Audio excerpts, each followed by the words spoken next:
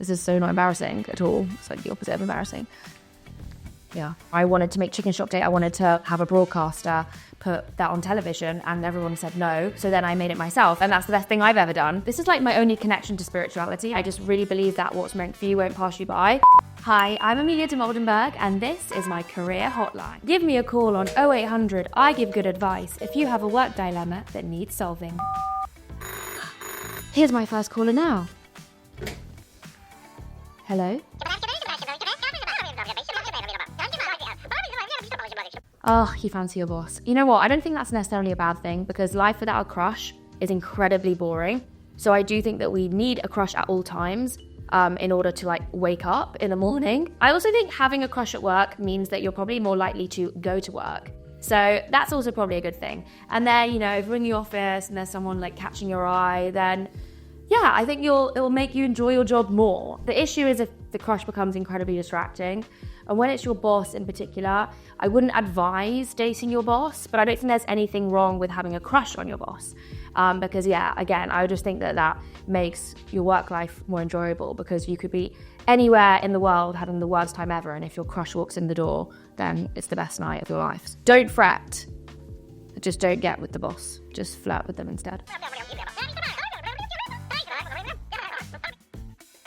I think you have to own it. Go to the work social and know that whatever's happens, come in the next day and just make out like you're the funnest person ever and that everything was fine. I think that if you're confident after the work party, then that's the most important thing. Also, know that after a work party, everyone's going to be anxious. Everyone's going to be like, oh, what did I say? Like, who did I talk to? What dance move did I do? And know that everyone's in the same boat. Also, most people are focused always on themselves and probably not thinking about you. They're probably just thinking about their own mess. So I think that you'll be fine.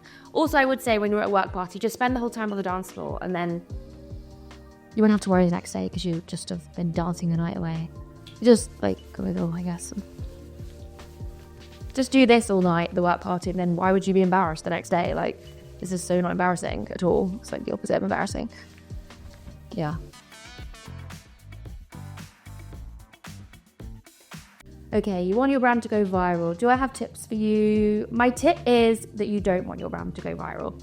My experience with Chicken Shop Date is that it's been a 10-year journey, and I feel like that's been such an amazing part of the journey of the show, is that we've built up a community over years. We've learned who our audience is. The style of the show has changed, but authentically, things have taken longer than I ever thought they would. I thought, yeah, I've had overnight success and it's taken 10 years, but I wouldn't have had it any other way. I think that going viral is obviously amazing in many ways, but it's also incredibly daunting because you usually have an audience that's vast in a split second. And then there's a lot of expectations for you to deliver at a level that you probably won't be able to, because the nature of going viral is that it's a fluke. So to be able to do that again and again consistently is not impossible, but it's incredibly difficult. So I would recommend, instead of wanting to go viral, that you build your business or your idea in more of a gradual way, and don't succumb to the pressure of like things happening overnight, because trust me, it's so much better when things take longer to happen, even though you might not think that. So yeah, that's what I would say. Going viral is overrated. With every new guest I get on the show of Chicken Shop Date, that always makes the show popular to a different market and like reaches a different audience. So I feel like I've been really strategic with the type of talent that I've had on the show, and that's built the show over time. Obviously, like when I had Jack Harlow on, that was a massive episode, and I really felt a shift in terms of the popularity of the show, especially in America after that episode. When I interviewed Louis Theroux, obviously then it like birthed the Jiggle Jiggle like TikTok phenomenon, and that was amazing to be part of. I would then also say that like working within on red carpets, I noticed again like jumping into a new kind of sphere of my work, and I also really love that because I love interviewing people, and it was just another environment to do what I love doing.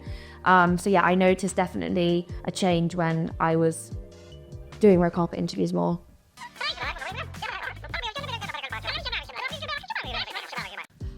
how do you stop comparing yourself to other successful people? That's something I also struggle with. I definitely think comparison is a really hard thing to deal with. And when you concentrate on yourself and what you're doing, I feel like you just feel so much more relaxed. Everyone is different in their own unique way. Even twins are different. And I feel like you need to remember that even if you see someone who's doing something similar to you, that's okay, because people consumers have the range to be able to like many different things that are similar. You know, when I think about my love for pop music, there are so many pop artists that are making pretty similar music, but doesn't mean that I'm not going to stop listening to all of them. And so I think you need to remember that it's okay to be similar to someone else, and at the same time, you're always going to be different. And in terms of comparison, nothing is ever as it seems, and so remember that. And if anything, I feel like when people are specifically posting something on social media, it usually means that they're like probably insecure about that thing. So like, I remember like when I'm insecure about the way I look, I'm like posting more selfies than ever. Like, you know, sometimes you see people posting their relationship online, and then you realize that they arguing every day, and nothing is as it seems. And so remember that. No, I don't have a work nemesis, but I definitely have people that like inspire me to be doing more, like to be not doing better, but like I'm inspired by their career. For example, like I'm really inspired by Sean Evans, who's the host of Hot Ones. I think like what he's done with his show is incredible. Again, like it's been many years in the making, and he's so authentic in what he does, and I think that's something that I always try and do as well. Like I'm obsessed with Kiki Palmer, for example, as well. Like I feel like she's got so many things that she's gifted at, and I really again appreciate her authenticity and her humor, and I think that that's something that I always try and do within my work, is like how can I use humor to be more accessible to like an audience, because I think the beauty of making people laugh is that you can reach so many more people that you ever would usually.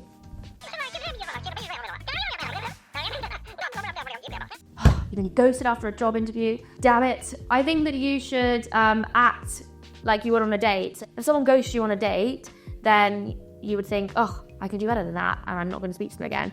And I think that that's maybe how you should act in terms of a job as well. I think that if you've gone to the effort of going into a job interview, it's very daunting. Often you have to do different tasks. It's a very grueling process sometimes. If the company that you've interviewed for isn't decent enough to reply to you to say that unfortunately you didn't get the job and you can get feedback, then I don't think you'd like to work there anyway. Because it obviously shows that they don't have the capacity to reply to an email, which also is not a great thing, or that they're not very considerate people to work with. So I think that it's a blessing if you get ghosted, because it means that you've had a lucky stay. Don't double text the HR manager, I would say. I think, you know, when you're going for job interviews, you just got to be really resilient. Like, it's so tough and so many knockbacks. It's very similar to dating, you know. You put yourself out there and then you don't get the response that you wanted, or you think that something went really well and then you never hear from them again. So yeah, I would say that a lot of dating advice probably does also ring true to job interviews. It's a one-on-one situation. My favorite job, I would say, is creating Chicken Shop Date, being able to like be at the helm of that and be the director and like lead it from all points, really. I'm so lucky that I first of all get to do a job that I love, but I've also created a job for myself, and to be my own boss is like so incredible, and it's something that I don't take for granted. So definitely that's my favorite job, is the one that I've created for myself. But I also have loved doing the Oscars, and the Oscars is just like, wow. I mean, I'm such a fan of movies and of cinema, and I love like getting the chance to speak to actors, directors, filmmakers. So yeah, I can't wait to be in Hollywood again. Okay, you have lots of ideas, but you don't know where to start. I don't think this is a problem. I think this is a blessing, really, because ideas are really the hardest part. You know, once you have your idea, then you can get it done, you can get it made, you know, but having the idea is the hard part. So I think if you've got loads of ideas, that's brilliant. I also think for sure, if you have an idea that you love, you have this one idea, you're going to move forward with it, try and make it happen. That's what I did with Chicken Shop Day. But you also have to be realistic that idea might not happen in the way that you thought it would, or in the time that you thought it would. So you have to have other ideas up your sleeve so that you're able to like carry on moving forward. So I think that it's great to have loads of ideas. See that as a good thing. If you're thinking, which one should I start with? You have to trust your instincts. You have to trust your gut, really. And you need to go with the one that you're most excited about. And then know that, okay, if that one doesn't work out, then I've got other ones I can try. You need to be really open to many doors closing in your face, but then windows opening all the time. Having lots of ideas is a great thing. Don't be overwhelmed by it. Think that you're in a really good position. How do you pick yourself up after a big setback? This is definitely something that I've learned over time. I think when at the beginning of my career, I definitely got much more sad about things not happening in the way that I wanted them to. And I feel like I really beat myself up about it. And I would think that it's because I'm not good enough, and it would take me a while to get over. It's something that when more things don't go your way, the good thing about that is you get better at bouncing back. And I think building resilience is something that has been one of the biggest lessons in my career, and it's something that I'm always trying to do.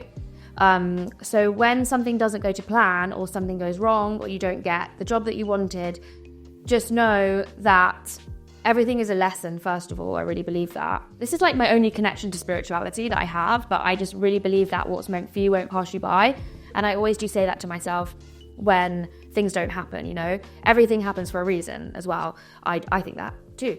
When something doesn't go right, when something goes wrong, when you have a setback, you just have to think, I'm gaining strength in this moment. I think it's actually in a way like a privilege to have like had setbacks in some way, because I think that you're a lot more resilient than other people. Setbacks for me have been that I wanted to make Chicken Shop Day. I wanted to have a broadcaster put that on television, and everyone said no. So then I made it myself, you see. And that's the best thing I've ever done.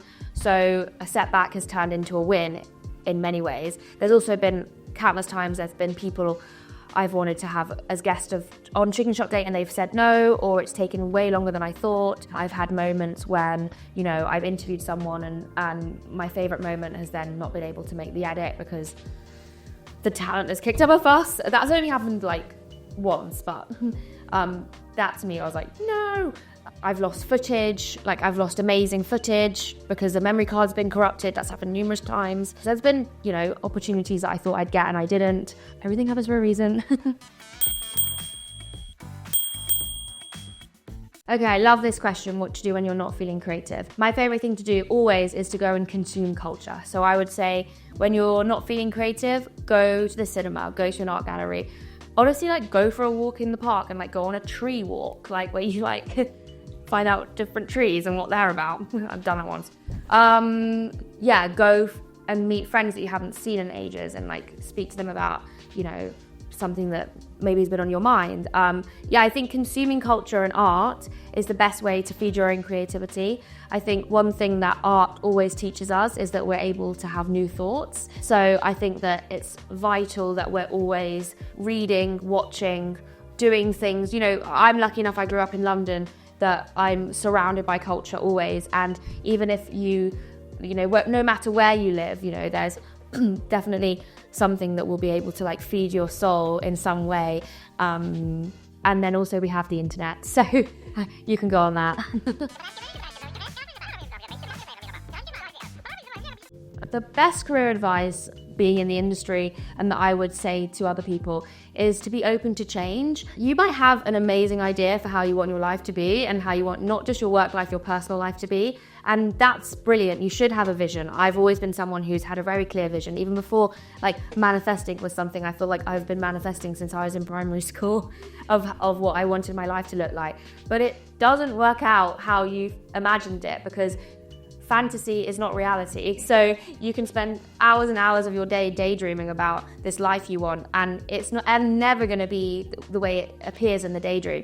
So you have to be open to things changing, and I think that that's a lesson that I hope could work out for anyone listening is that as soon as you're open to change, things don't feel as overwhelming, and you can carry on moving forward, and also like see the beauty in things that maybe you never thought were like on your wish list, or like something that you were interested in.